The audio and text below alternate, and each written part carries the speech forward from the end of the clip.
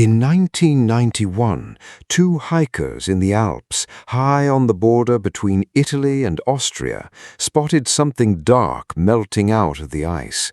At first, they thought it was a climber who had recently died.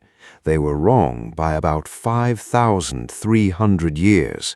What they had found was the frozen, perfectly preserved body of a man who had died in the Copper Age more than 5,000 years ago, his corpse freeze-dried and locked in glacial ice ever since.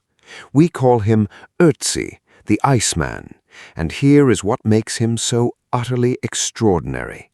He is not a skeleton. He is a body, with skin, with hair, with his stomach and its last meal still inside him, with his clothing and his tools frozen right beside him. Ötzi is, in effect, a 5,000-year-old crime scene preserved in astonishing detail. Because Ötzi did not simply die in the mountains, Ötzi was murdered.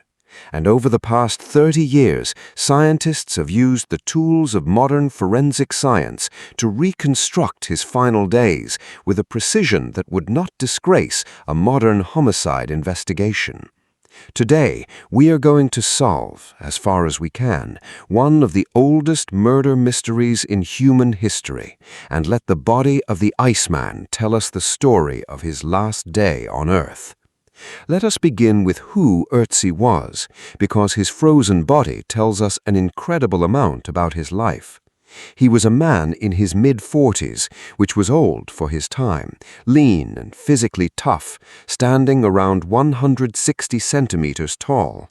He had brown eyes, a beard, and a hard, weathered face. His body was a record of a difficult life. He suffered from worn, arthritic joints, hardened arteries, intestinal parasites, and bad teeth. He had broken bones that had healed, and his skin was covered in tattoos, more than 60 of them, made by rubbing charcoal into small cuts. Fascinatingly, these tattoos were not decorative pictures, but mostly simple lines and crosses, and crucially, many of them are located on parts of the body that suffer from arthritis and joint pain, like the lower back, knees, and ankles.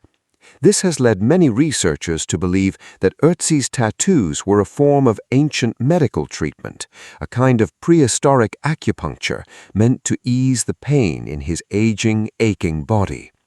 They are among the oldest tattoos ever discovered, and they tell us that even 5,000 years ago, people were trying to treat their pain in sophisticated ways. His clothing and equipment are just as remarkable, a complete snapshot of the technology of his age. Ötzi wore a coat stitched together from the hides of sheep and goats, leggings, a bearskin cap, a woven grass cape, and shoes made of leather and stuffed with grass for warmth. He carried an impressive array of gear, a flint dagger, a bow and a quiver of arrows, birch bark containers, and a backpack frame. But the single most important object he carried, and one of the most significant artifacts ever found, was his axe. It had a blade made of almost pure copper. This was cutting-edge technology for the time, because working copper required real skill and knowledge, and a copper axe would have been a valuable and prestigious possession, perhaps a sign of status. Remember that axe, because it becomes a vital clue in the mystery of his death. For years after his discovery, scientists assumed Ötzi had simply died in the mountains, a victim of cold, exhaustion, or a sudden storm, overtaken by the elements and frozen where he fell. It was a sad but ordinary explanation. And then, in 2001, a routine X-ray of his body revealed something that changed everything. Lodged in his left shoulder, deep beneath the skin, was a stone arrowhead. Ötzi had been shot in the back with an arrow. The arrow had torn through a major artery beneath his shoulder, an injury that would have caused massive, rapid bleeding. Within minutes, he would have bled to death.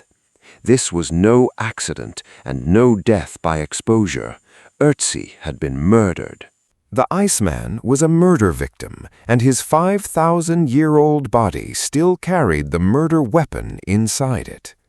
Once scientists knew they were looking at a killing, the forensic investigation began in earnest, and the body started to give up its secrets.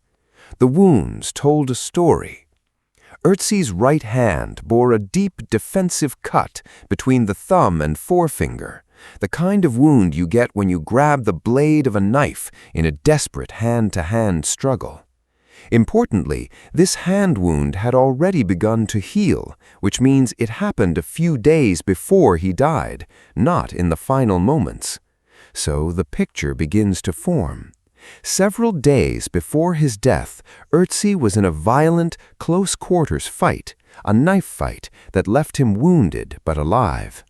Since he had no other major wounds from that encounter, many researchers believe he survived it, and perhaps even won, possibly injuring or killing his opponent. And then, it seems, he fled into the high mountains. The contents of his stomach add a haunting final detail. When scientists analyzed his last meal, they found he had eaten a substantial amount of food, the meat of ibex and red deer, along with einkorn wheat and other plants, a hearty, fatty meal, rich in energy. And he had eaten it only around half an hour to an hour or so before he died. Think about what that means. A man who is fleeing in terror, who knows his killers are right behind him, does not usually stop to eat a large, leisurely meal. The fact that Ötzi sat down and ate so well, so close to his death, strongly suggests that in his final moments he believed he was safe. He had climbed high into the mountains, found what he thought was a secure spot, and stopped to rest and eat, perhaps thinking he had escaped his pursuers. And it was precisely then, with his guard down and his belly full, that the fatal arrow struck him from behind and below, fired from a distance. He never saw it coming. And here is the detail that turns this from a simple killing into a genuine mystery, one that still puzzles researchers today. When Ötzi was killed, his attacker did not take his belongings. His precious copper axe, an object of enormous value, was left lying right beside his body. This single fact rules out the most obvious motive. This was not a robbery. Nobody killed Ötzi to steal his valuable gear, because the most valuable thing he owned was left untouched. So why was he killed? If not for his possessions, then for what? Revenge, perhaps, connected to that earlier knife fight, a personal feud, a struggle for power or status within his community, jealousy. We do not know, and we may never know. The killer fired from a distance, struck from behind, and left the valuable axe behind, all of which points away from robbery and toward something more personal.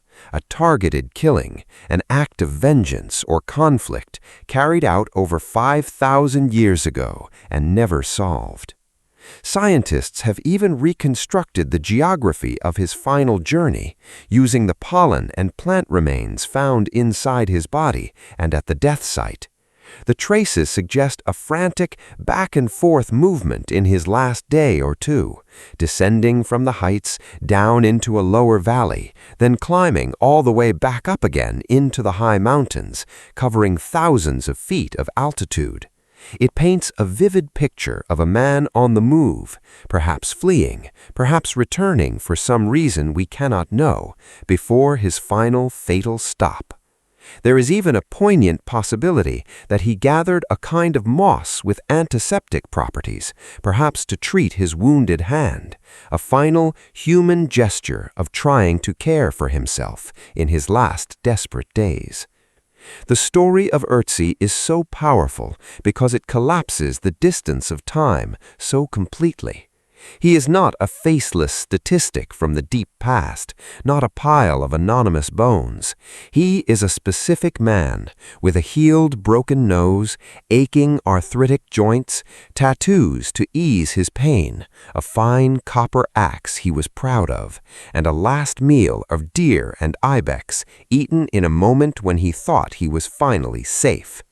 He had survived a knife fight, fled into the mountains, and was hunted down and killed by an enemy whose identity is lost forever. Through the frozen miracle of his preservation and the patient work of modern science, we can look across 5,300 years and see not a primitive caveman, but a real, individual human being with health problems and possessions and enemies, living and dying in a world that was, in the ways that matter most, not so very different from our own. The Iceman's last day reminds us that the people of the deep past were exactly that, people, as real and complicated and vulnerable as we are. And his unsolved murder, frozen in the ice for 5,000 years, is still whispering its secrets to anyone willing to listen.